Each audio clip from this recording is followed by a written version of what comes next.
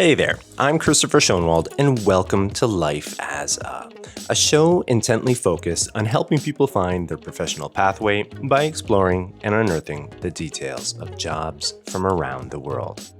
For listeners who have been tuning in regularly, you've probably noticed I've got this little spiel off the top where I'm asking people to go over to YouTube.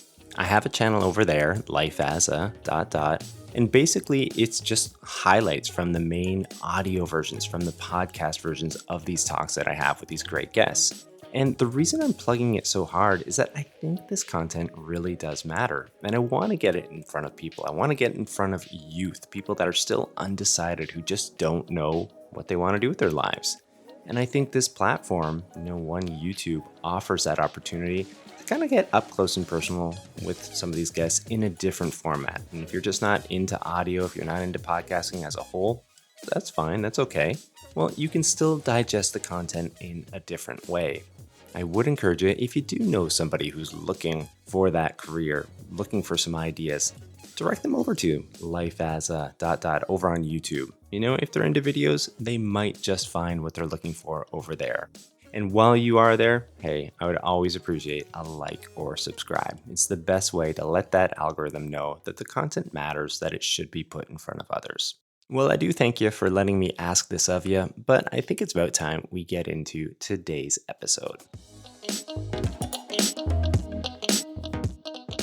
I've had the pleasure of welcoming a plethora of guests onto this program since its inception. And in most cases, I've been able to fairly easily slot them into one of two representative categories based on their accumulated professional experiences, namely entrepreneurship or enterprise. Now, in almost all cases, a person's background, even if it is comprised of some degree of crossover between the two worlds, leans more to one side than the other. However, the guest you're going to hear from today had me conflicted. And consider the fact that he's launched and operated several companies in his lifetime. He's also invested in a bunch more. A clear entrepreneur, right? Not so fast. He's also had high-level experiences working as head of Google for Startups Japan.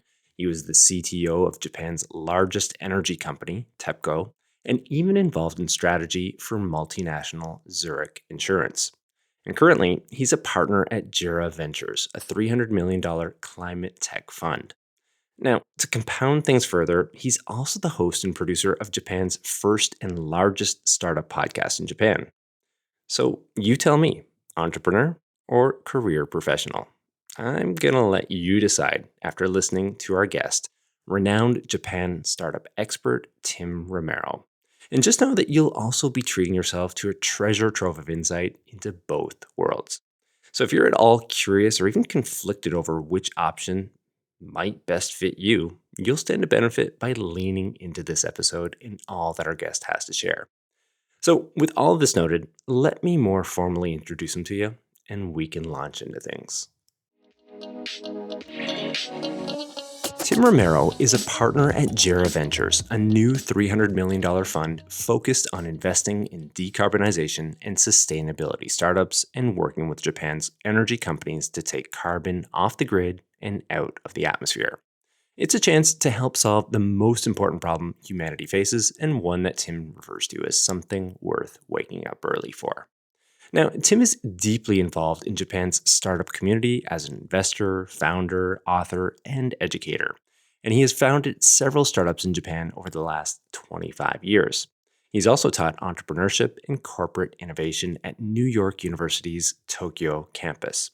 Further, he was the head of Google for Startups Japan, where he supported startups and worked with government and academic leaders to help shape startup policy.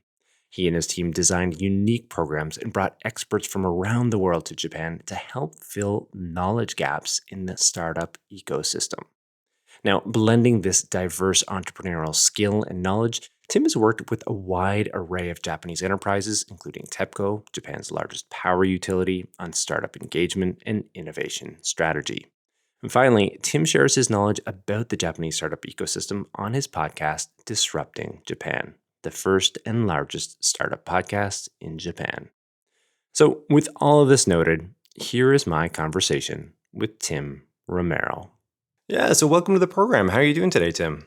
I'm doing great. Thanks for having me on. Yeah, really excited for this. We're just speaking off air. It feels like on LinkedIn we have about a billion connections between us and never actually met up. So I'm excited for that alone. And plus, of course, to dig into all your work experiences. So again, thanks for coming on this show. I do have the first segment lined up here. Something called Coloring Wikipedia. As my listeners know, it's a segment where I just kind of read off a definition related to what the guest is all about.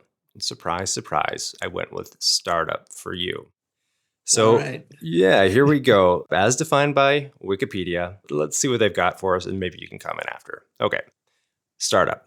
A startup is a company or project undertaken by an entrepreneur to seek, develop, and validate a scalable business model. While entrepreneurship includes all new businesses, including self employment and businesses that do not intend to go public, startups are new businesses that intend to grow large beyond the solo founder.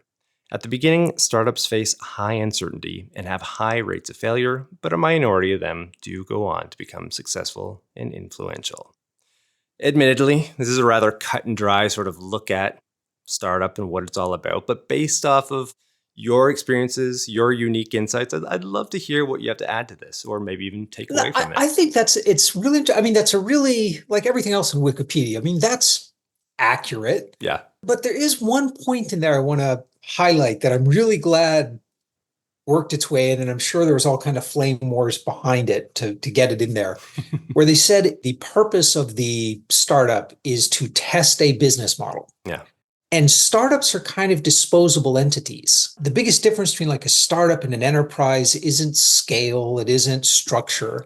It's that a startup's job is to search for that business model, to find it, to create it, Mm, to pivot 3 or 4 times to identify it, and to go bankrupt if they can't, which is what happens most of the yeah. time.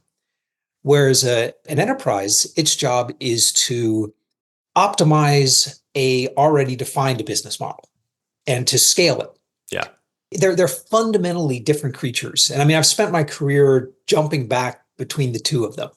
No, it's a good definition. I'm that one point jumped out at me because a lot of people don't get that part. Yeah, it's a fine distinction. I really like that. I'm glad that you picked up on that.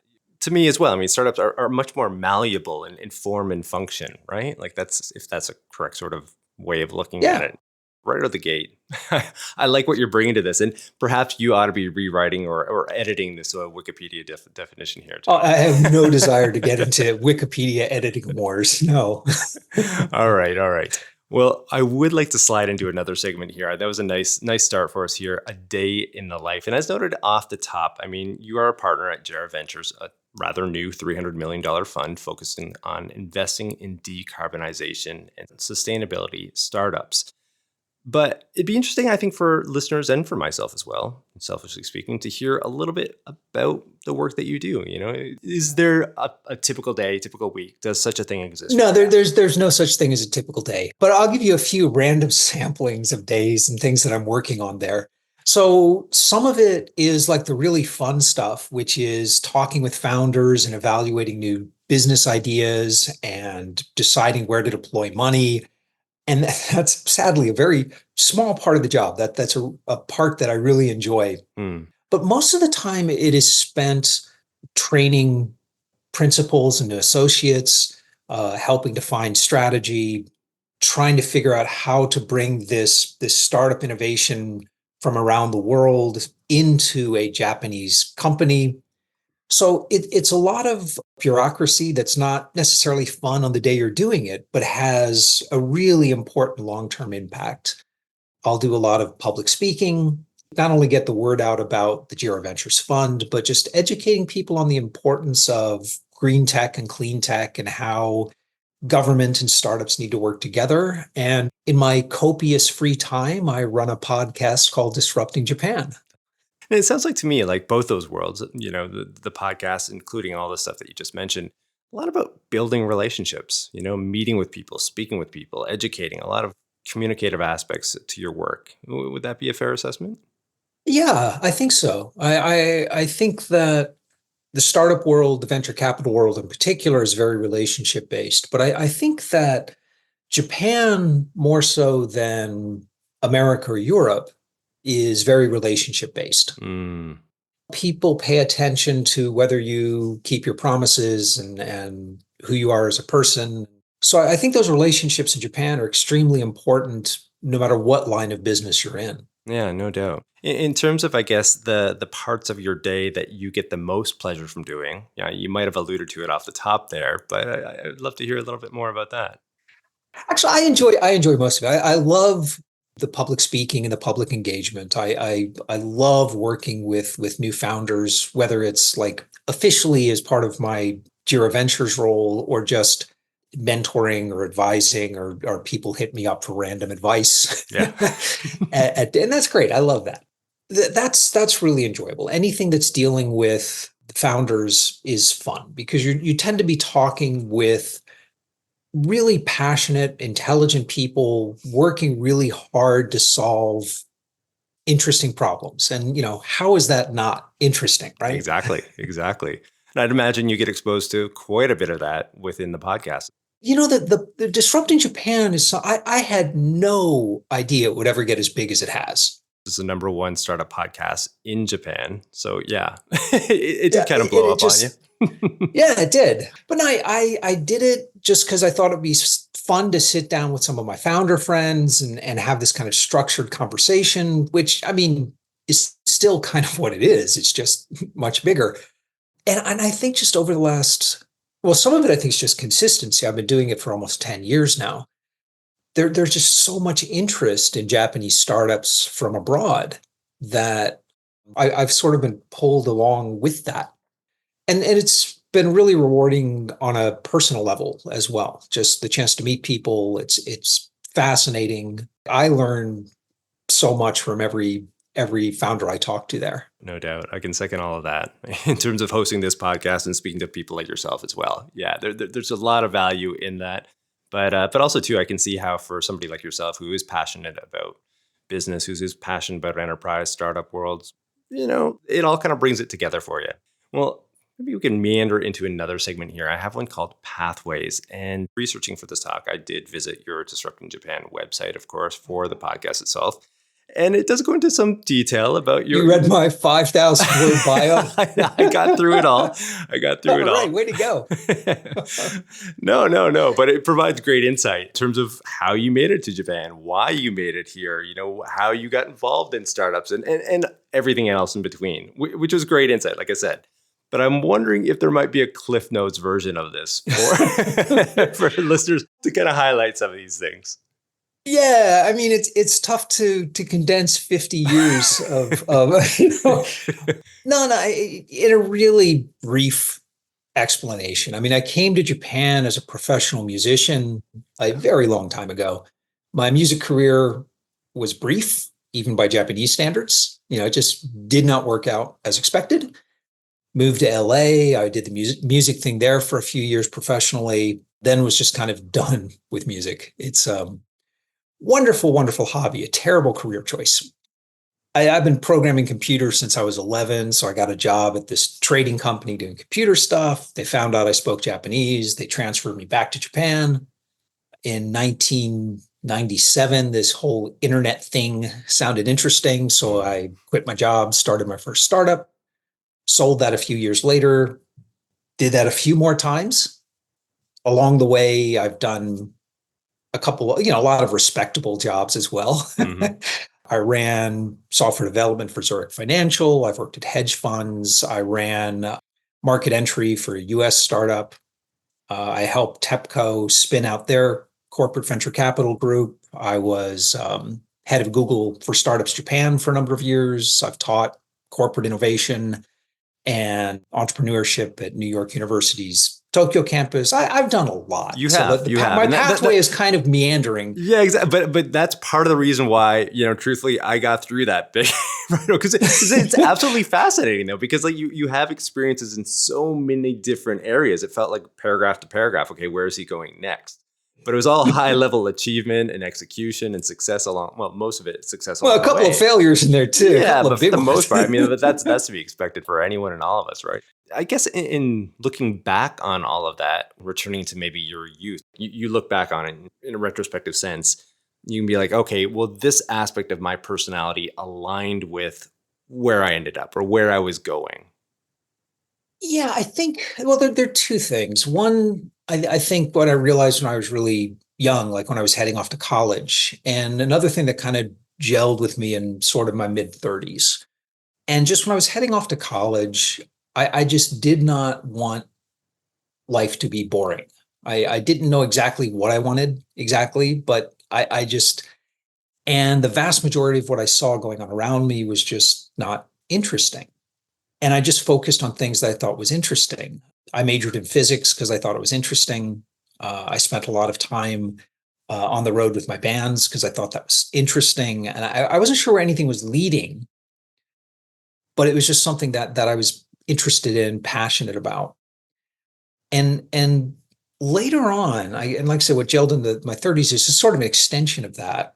I did not plan to stay in Japan that long. I was kind of coming here to check things out for a couple of years, and 30 years later, I'm still here. Sounds familiar. But yeah, it happens a lot. Yeah, it does. But it was always kind of like, well, there's this new project, there's this new business opportunity, there's just this, something new that was happening, and it was more like finding something I wanted to do that added value to something, And I don't necessarily mean add value in a save the world kind of value necessarily, although that's what attracted me to JERA is the decarbonization angle. But adding value in that if you're building software, who's going to use it? What's the benefit? And that kind of directed which projects I undertook and which jobs I accepted. And if you read my excessively long bio, it looks like I've had this very random path, but to me, it seems all very logical and linear, mostly.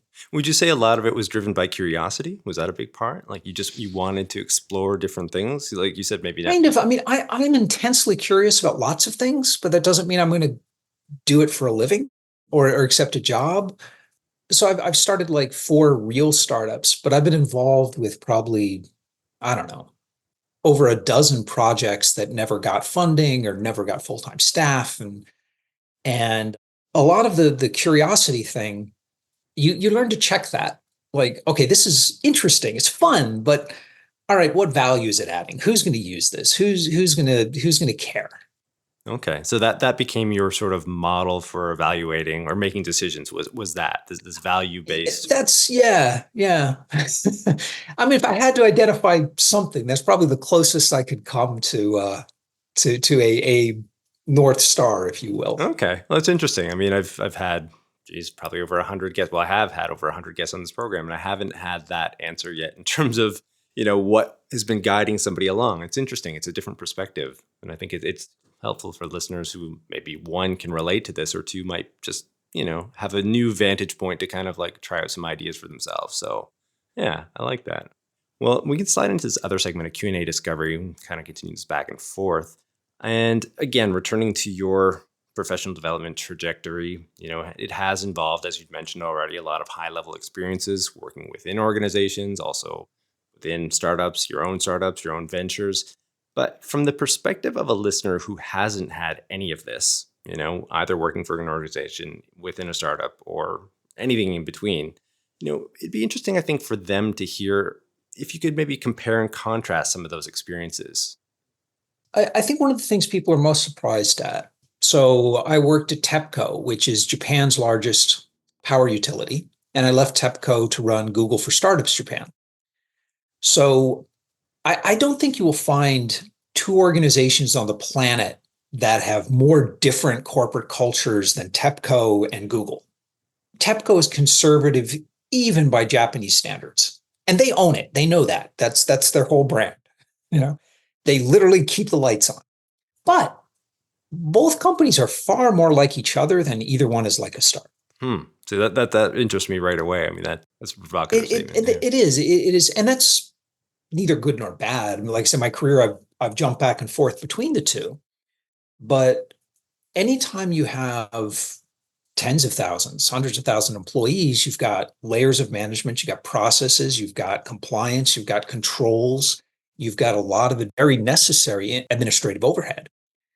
That just doesn't exist as a startup. And again, it goes back to what I was saying before, highlighting that difference about a startup being a kind of disposable concept, a disposable structure that you're testing things, you're looking, you're seeking, whereas an enterprise, no matter how innovative it may be as an enterprise, is still optimizing. What would you say to like an organization? Maybe TEPCO is not the best example because as you already highlighted, like it was highly, highly traditional, even by Japanese standards. But part of your role there was internally creating programs, innovation development programs.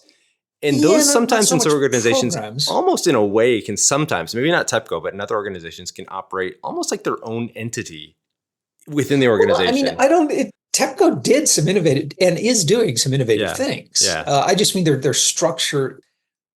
If you've got a very traditionally structured organization and they know it Yeah. and they own it, Yeah. they can figure out how to work around that and Yeah. how to innovate within that structure. Yeah. It's the organizations that think they're innovative and think they're flexible and are not that have the problems. So we did a lot of cool stuff at TEPCO. In fact, there was TEPCO and Google jointly launched a project called Sunkel, which you could drop a pin on Google Maps on your house and it would show you how much it would cost to put solar panels on there and how much electricity they generate and what your payback time was for anywhere in Japan. We ran hackathons, ideathons. We did a lot of really cool stuff. So it's just whatever organization you're in, you need to figure out how to get things done within that culture, within that structure, because the culture is not going to change for Yeah, I you. guess. Yeah, exactly, exactly. What I was kind of driving at is, say, within a big organization like that, when they do have that aim to create some sort of innovative project or program, what is it like working within that, within like the confines of that structure? But like you said, they have this aim to be innovative. They want to do these things. How does that experience contrast to that of just a straight startup that's off on its own?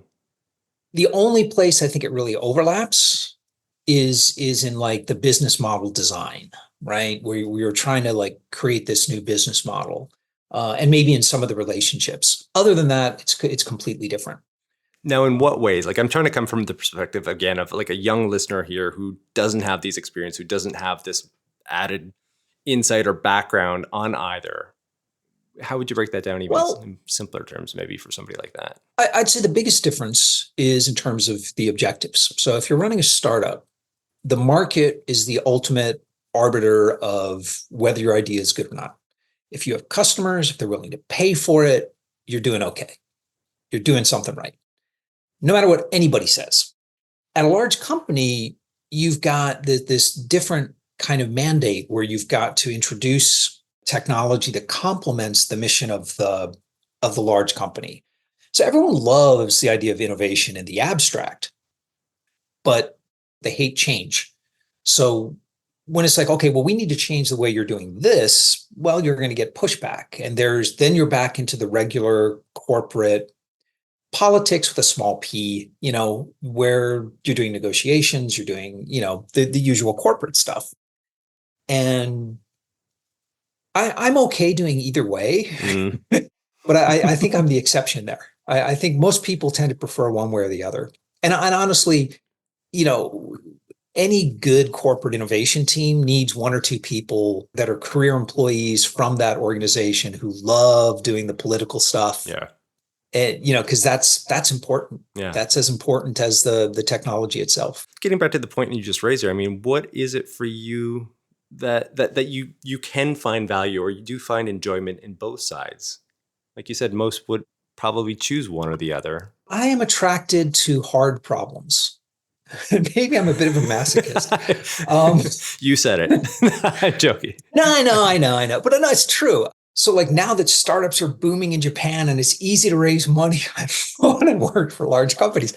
But I don't know, like again, that's where I'm adding the most value Yeah. Yeah. right now. I give a lot of thought to starting a new startup idea, a new startup, was experimenting a lot of AI ideas, but just personally, I wasn't adding a lot of value there. Mm. There was a lot of people out there doing not exactly what I was thinking about, but close enough, but much better that it wasn't feeling right. But within the enterprise space, this really moves the needle, both in terms of the startup ecosystem and in terms of like pulling carbon out of the air, pulling carbon off the grid, like a real meaningful impact. And it's not easy, but it's rewarding. And I guess that's always attracted me. Yeah, absolutely. I mean, the rewards that you can kind of derive out of it would be different, I suppose, as well. I mean, the journeys that you're on working for a straight startup are going to be much, much different than what it might be like within some of these large organizations that have these innovation programs. I would assume as well, with resources behind you in a big organization, you can kind of get out there rather quickly as compared to maybe a startup without funding, right? It's going to take a little bit longer, perhaps, perhaps Well, it not. can, but I mean, it's so my job really when I'm interacting with startups is like I'm no longer in the arena, right? I'm like a coach. I can advise, I can make introductions, I can tell them, I can help them learn from my mistakes rather than having them learn from their own. But I'm not like the one passing the ball, right? I'm not, and then yeah, I miss that. I was going to say, are But you okay with that? Is that something that now is tough to kind of grapple with, or is that something that's oh yeah, sometimes I miss it tremendously, but I'm pretty good on the coaching side too. And so they're both rewarding. okay? Well, I've got this other question, and I want to return to your point or your time rather at Google, head of Google for Startups Japan, where you're supporting startups and work with government and academic leaders to help shape the startup policy. And on paper, I mean, based on what we've been discussing so far, this would seem or would have seemed to have been a perfect fit for you. And yet I have this quote from you stating, I loved having the job at Google, but I didn't enjoy doing the job. I'd love to hear a little bit more about that sentiment. Boy, that's hard to explain briefly, but I think it's a wonderful job, and I think it's still open. So if anyone's interested in applying, I recommend it. But maybe it goes back to solving hard problems again. Mm, So I was running events. I was spending relatively little time actually helping startups directly. The programs we were running are very helpful and very useful, but I wasn't interacting with startups. I was doing a lot of internal reporting, managing budgets, and it that's just different. Yeah. yeah, it's different. And I didn't feel like I wasn't there weren't hard problems to solve. I didn't feel like I was really moving the needle either for Google or for the startups directly. And put some feelers out and I found out about this new green tech fund that was ramping up and we talked for a little while and I decided that yeah, that's really where I want to be right now. That's something where I can move the needle.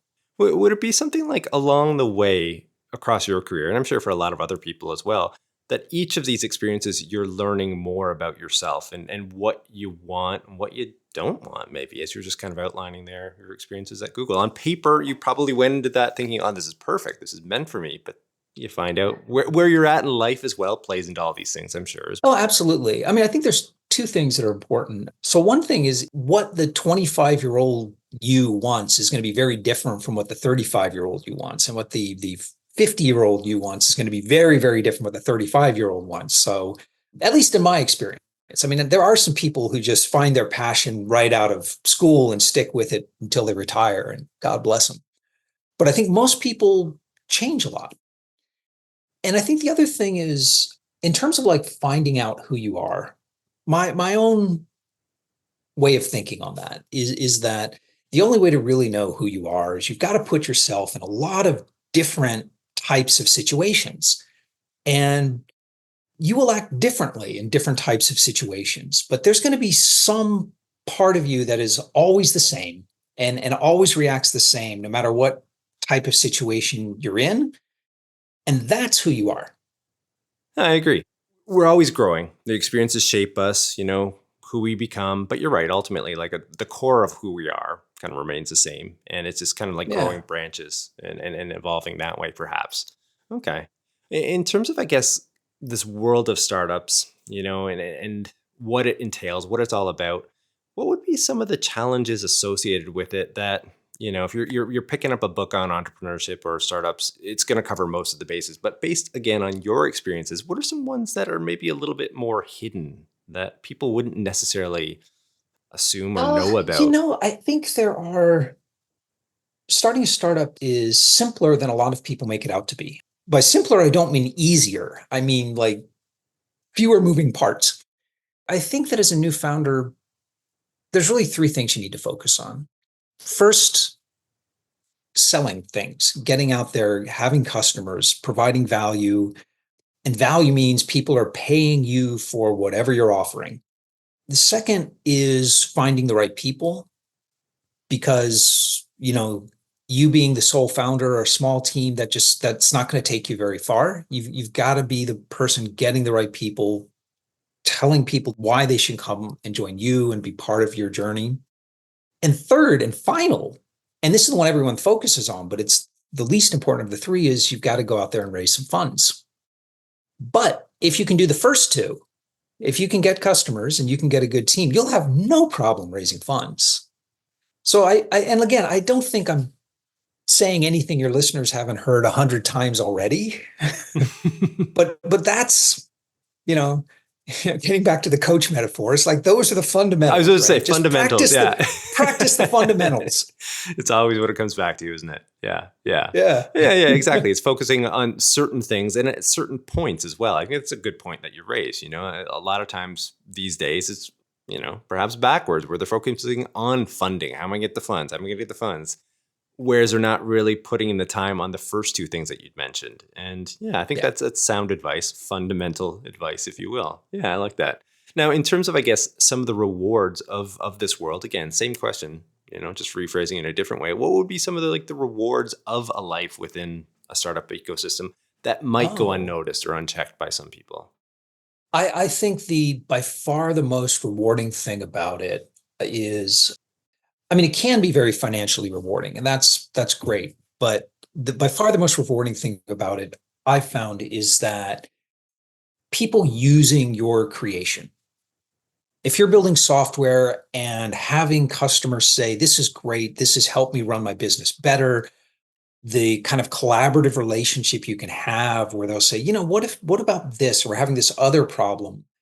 And just seeing that impact, seeing that value, that direct connection is something you just absolutely cannot get at a large enterprise. There's too many moving pieces, but at a startup, everyone's involved in everything. There's just that wonderful connection to the customer. And I think that's one thing that people who've worked at an enterprise can never really understand. It's not innovation. They can get all that. The one thing that I don't think you can understand unless you've worked at a startup or a small business is what an incredibly valuable and precious thing a customer is. Absolute lifeblood, right? Well, not just economically, but that too, definitely that too. Yeah. But like this kind of idea sharing, this kind of shared journey, I think that is far and away the most rewarding thing about running a startup, or even being at a startup. That's interesting. Yeah, it's another perspective I haven't heard as well. I think it's really an insightful one.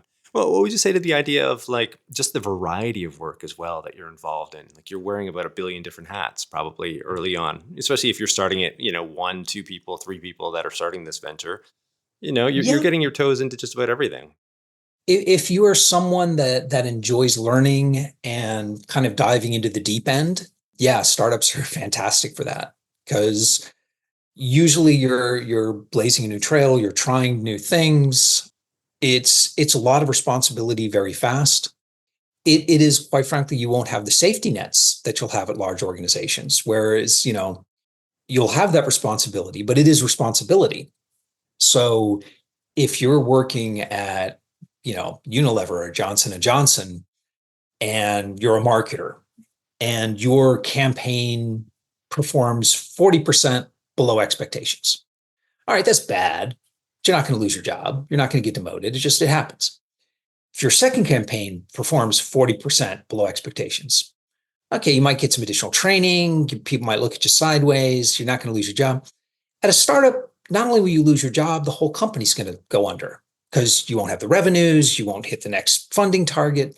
So it can get intense, but with the right team and the people who are focused, it's a lot like playing sports or playing in a band. And everyone is focused and working together, and everyone, when it works, everyone is willing to contribute ideas about anything. And that can be a whole lot of fun. Oh yeah. Oh yeah. I like that. I like that metaphor that you just used there. I think that fits perfectly. I'll get one more quick question.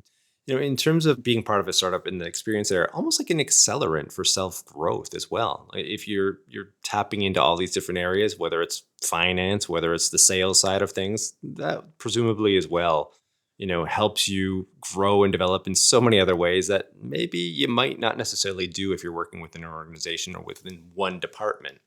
That's a really good way of looking at it. Yeah, I think I'd agree with that, both in general and from my own experience. So like suddenly I need to learn how to sell. Yeah. So Yeah. I didn't really want to, Yeah. but I had no choice. So Yeah. I did, and it turned Yeah. out eventually I got Yeah. pretty good at it. Yeah. But yeah, yeah. So some of it is like the stuff you'll get a chance to do. Some of it is stuff you're going to be forced to do. But yeah, yeah, definitely. It's definitely a way to expand your horizons, Yeah. to try new things, either because you want to or because you're going to have to. Well said. Well said. All right. Well, I've got this middle segment here, a water cooler story segment. And here I just invite guests to indulge listeners with a story related to their work, to their experiences. And I'd love to hear what you've got for us today, Tim. I'll give you a moment of flaming failure. And I did a whole lengthy podcast episode about this, but it was several years ago. My Japanese it was okay. And I was having to give a speech in Japanese in front of about 1,500 people. I'm guessing Um, it was better than okay, perhaps. 1,500 people, well, Japanese. Yeah. yeah, but I mean, it's something I'd practiced it, and I was ready, and I was talking about my startup, and like so, You I had a was good. script. I was Yeah. Okay. fine. All right. Yeah. Unfortunately, I thought it was a 20-minute speech. It turned out to be 30, so I had to kind of like fill. And my team had given me the wrong slide deck. It was like from 4 or 5 versions ago, and the slides were in a different order, and some were missing. Oh, wow. It was not pretty. Ouch. It was just awful. Yeah. Um, and like my lizard brain jumped out and like, and ooh boy, almost at 30 minutes, the MC came back out, got the audience back in the groove. I just wanted to go home, but Yeah. I couldn't because the speakers table is like right up in front. So, and there's no side doors. So I would have had to like go through half the audience to escape. And Yeah. so now I just kind of had to sit there and endure for about an hour.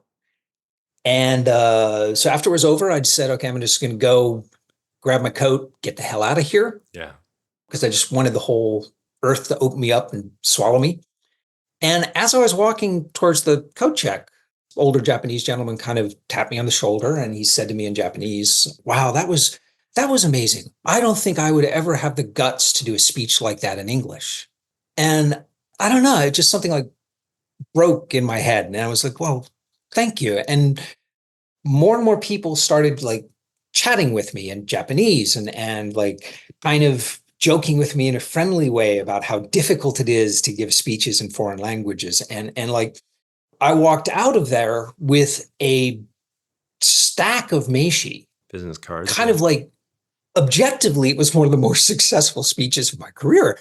But oh my God, it was awful. I literally had nightmares about it for months. I would wake up in the middle of the night. It just, oh my God, it was awful. But I guess like the takeaway there though is like even your perceptions of these moments sometimes come across in different ways, right? And obviously like the outcome there seemingly kind of worked out for you. It worked out. It was a horrible speech, man. There's no one said it was good. They admired my courage. There's a difference there. Okay. Okay. Well, again, I mean, yeah, yeah. I guess we all have these different moments, along the way, and some challenges at the same time. But I guess having that perspective on things as well, and seeing how things could be interpreted in different ways and whatnot. All Yeah. right. Well, all the same, I do appreciate you for sharing that. As you know, we all have these moments, but not a lot of people like to always share them or feel brave enough to do so. So I think that kind of breaks down the barriers and the walls for people as well who are challenging or, entertaining things that might seem impossible. Well, what is the worst that could happen, right? I mean, there's a positive outcome in this story. So All right. Yeah. And though Well, people are really friendly and forgiving, they really are yeah. in general. Yeah. Yeah, I think so. I think so. Especially when it comes to presentations, things of that nature. And hey, doing it in a different language. Yeah. All right. Well, we are rounding the bend into this last segment, a crystal ball segment. As the name implies, we're looking towards the future, trends, predictions, so on and so forth. And, on this program, I've spoken with a number of entrepreneurs, and oftentimes people say that right now is one of the best times to get into entrepreneurship. I mean, in terms of the amount of resources available, tools, just with AI alone these days. So the opportunities are there. But on the other hand, I mean, theoretically speaking, because of all this, I mean, the barriers to entry into this world of entrepreneurship seem to be a lot lower than ever. And in that Hmm. sense, maybe drives up the competition. These might be some ideas that young people would be considering or on the fence about. So if you had to give advice to someone who has some sort of interest in entrepreneurship, but still has some qualms about it based off some of the reasoning I just provided, what would you say to that person? I mean, I would agree with your previous guest that this is a fantastic time to be an entrepreneur, to be starting a company.